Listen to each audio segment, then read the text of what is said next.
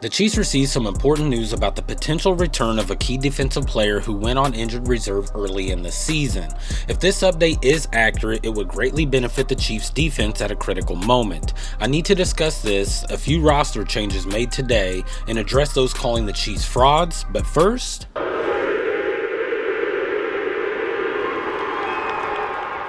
First, trading away Sneed seems to be looking better each week. While it would have been great to keep both Sneed and Chris Jones, the team had to make tough decisions on contracts.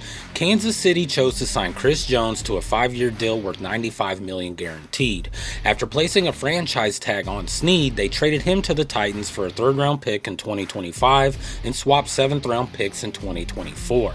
The Titans have struggled this year and currently hold the 2nd overall pick. This means that every pick they have is likely to be early in their respective rounds. The 3rd round pick the Chiefs received in exchange for Sneed is currently the 66th overall pick in the draft. In past years, Kansas City has successfully drafted players like safety Juan Thornhill, linebacker Willie Gay Jr., center Creed Humphries, safety Brian Cook, and Kingsley Suamataia around that number. Many of these choices turned out really well. Every draft is unique, so it will be interesting to see how this one unfolds. Overall, this trade provides a significant advantage for Kansas City. Currently, the Chiefs hold picks 32, 64, 68, 96, 133, and 250. Notably, the 2 3rd-round picks stand out.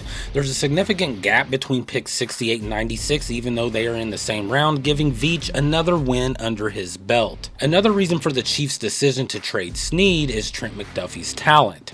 I believe he is among the top corners in the NFL. He might be the first defensive back the Chiefs have drafted who signs a long-term contract since Eric Berry. Duffie ranks as the 3rd highest graded defender on the team and excels at preventing separation, almost like he's playing on his own island. Looking at the stats, McDuffie has earned the nickname McDuffie Island. He leads in lockdown percentage, achieving this 66.67% of the time. While he isn't known for his interceptions partly due to his smaller size, he has 2 this year, which came in the last 3 games. He has also forced 7 fumbles in his career, with 1 just last week, totaling 3 turnovers in a row, 2 interceptions, and 1 forced fumble. Those 7 fumbles tie him for 2nd all-time for cornerbacks in their first 3 seasons. He ranks 1st among all active corners during the same period. Thanks to his forced fumbles, McDuffie is tied for 5th with 9 turnovers among all defensive backs drafted in 2022. All McDuffie does is take charge, make plays, and manage the game effectively. What else do you want from your corner? The discussions about his salary, contract length, and whether the team will commit to him can wait. On another note, Andy Reid mentioned that Jaylen Watson might come back soon. However, he didn't sound very sure about it. Reid indicated that expecting Watson's return might be optimistic, suggesting it's not very likely. Watson did share videos last week of him sprinting, which is a positive sign for his rehab. The next important test is to see how he will move side to side, as this is crucial for him to return to the field. Dr. Jesse Morris believes that Watson could be back in 2 to 3 weeks. There's a slight chance his 21-day practice window could open during the playoffs, even if his return seems unlikely. If he does come back, it likely won't be until the conference championship or the Super Bowl, but having him back would be a huge boost to this defense. The reason is simple. The defense performed much better with Watson as cornerback too. There are statistics to support this, but one shows the defense was in the top 10 for EPA per play before Watson got injured in week 8. After his injury, they dropped to 28th place, which is among the worst.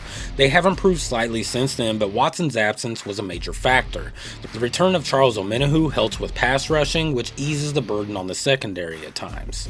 If the Chiefs can bring Watson back for 1 or 2 games like the AFC Championship or the Super Bowl, it would greatly strengthen their defense and enhance their chances for a 3rd consecutive title. However, this hinges on Watson recovering quickly from his injury, surgery, and rehab to return to his usual form.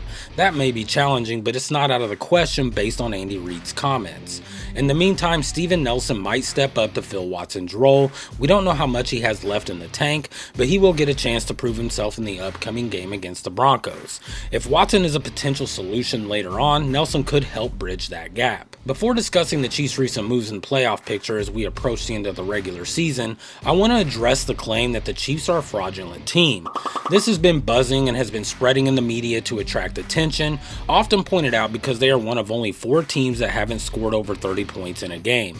It's a jab at their offense, but the Chiefs are the only team with a winning record among those teams.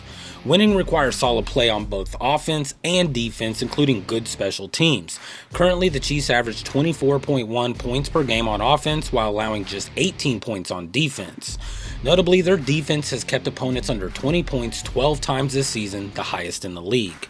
The Chiefs' defense is strong partly because their offense can sustain long drives and rarely turn the ball over in recent games. They rank 4th in average time of possession and have the highest average of offensive plays per game at 66.1. This season, they've completed 39 drives that went for 10 or more plays and ended with points, while the Commanders and Eagles are second with only 29. Additionally, they led the league with 21 drives of over 10 plays that resulted in a touchdown.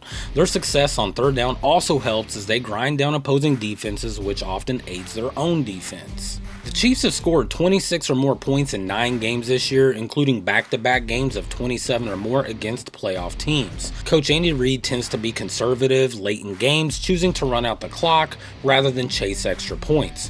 This approach shows that the Chiefs don't need to dominate opponents to win, even though they recently won by 19 points. They may not be scoring over 30 points often, but that's okay. You don't need to when you only give up 18. Winning is the main goal, and the Chiefs excel at that. They are 6-1 against current playoff teams and secured the number 1 seed by Christmas. With the chance to rest starters this week, they are set for a first-round bye and home field advantage throughout the playoffs. Their success is no fluke or luck, it's real.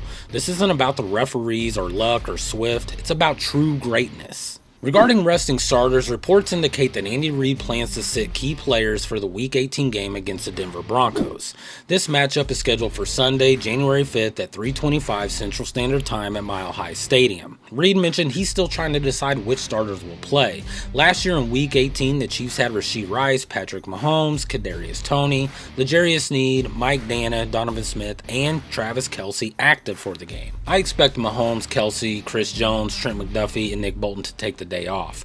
More players might rest, and I could be mistaken about a couple others. I hope to see left tackle DJ Humphries if his hamstring allows. He really needs the time on the field to test his injury and to shake off some of the rust. This will help determine if Joe Thuney can move back to left guard. Thuney has performed well at left tackle recently, and if Humphries doesn't play in Week 18, it doesn't make sense to change that. Humphries could end up as a break glass in case of emergency type of tackle for the playoffs. However, the run game could suffer with Thuney not in his best position. The best outcome would be for Humphries to play well this Sunday, setting up the starting lineup for the divisional round with Humphries, Thuney, Humphrey, Trey Smith, and Jawan Taylor on the right side. This game might also provide Kingsley Suamataia a chance for some reps after Humphries, as he doesn't really need to play the whole game. The unit needs to perform well, especially with the hamstring situation. Wanya Morris might get some playing time at right tackle unless they decide to rest him for his knee. Andy Reid mentioned today that DJ Humphries is recovering well, but he can't confirm his availability for Week 18 until he sees him in practice this week. He pointed out that Thuney and Caliendo have been doing well, but he's interested to see how DJ Humphries is doing so they can assess their options as they approach the playoffs. Later this week, I'll discuss more players who could use extra practice, but it's important to note that the Denver Broncos must win this game. A victory is what they will need to secure a playoff spot after losing in overtime to Cincinnati Bengals last week. Denver scored with 8 seconds left thanks to an impressive throw from Bo Nix. Instead of going for a 2-point conversion to win, they opted for an extra point to tie and win into overtime. In overtime, the Broncos went 3 and out twice. The first time came after Cincinnati punted and the second after the Bengals missed a field goal. This allowed Joe Burrow and his team to drive down and score and win the game. Cincinnati now finds itself in a tricky situation. They may need to root for the Chiefs, led by Carson Wentz, to win their game if they want a chance at the playoffs. If the Chiefs beat Denver, the Jets win against the Dolphins, and Cincinnati beats the Steelers, the Bengals could sneak in as the 7th seed instead of the Broncos. However, if the Broncos win, they are guaranteed a spot. If they lose, Cincinnati needs to beat the Steelers and the Dolphins must lose to the Jets for Denver to stay in the 7th seed. If the Broncos lose, Miami can still make it in the playoffs with a win against the Jets. It doesn't matter if Cincinnati beats the Steelers. This week will be exciting to see how everything unfolds. So who would you rather take the 7th seed? The Broncos, the Bengals, or the Dolphins? Let's set the Dolphins aside for now as they're the obvious choice. Miami faces challenges ahead, especially with Tua's playing status still uncertain. The 7th seed will play against Buffalo, which is the 2nd seed in the wildcard round. If the 7th seed manages to beat the Bills, the Chiefs would face them next. I believe the Bengals present a bigger challenge to Buffalo than the Broncos based on the matchups. Personally, I'd prefer to see the Broncos get in, but I'm interested in your opinions. Would you rather have the Bengals sneak in and potentially take out the Bills, leading to a matchup with Cincinnati at Arrowhead for the playoffs? The Chiefs made some roster changes today that are worth discussing. They signed linebacker Blake Lynch to the practice squad. To make space for him, they released wide receiver Montrell Washington. Last week, linebacker Jake Cochran went on injured reserve after breaking his ankle, so adding Lynch helps with depth at that position. Lynch went undrafted in 2020, signed with the Vikings, and played for them for a couple of seasons. His best year was 2021 when he started 6 games and made 35 combined tackles. Since then, he has moved between several teams, including the Cardinals, Seahawks, and Chargers. It was most recently on the Raiders practice squad before being let go in November. As for Montrell Washington, he's been with the Chiefs for a few seasons. As it's tough to see him go, it's just part of the NFL. Nico Remigio has been performing well in recent games, and Washington's release might open the door for McCole Hardman to return. If Hardman comes back, the team may not need 3 wide receivers who can return kicks. For now, Nico will handle those duties, and we might see Hardman back before or during the playoffs.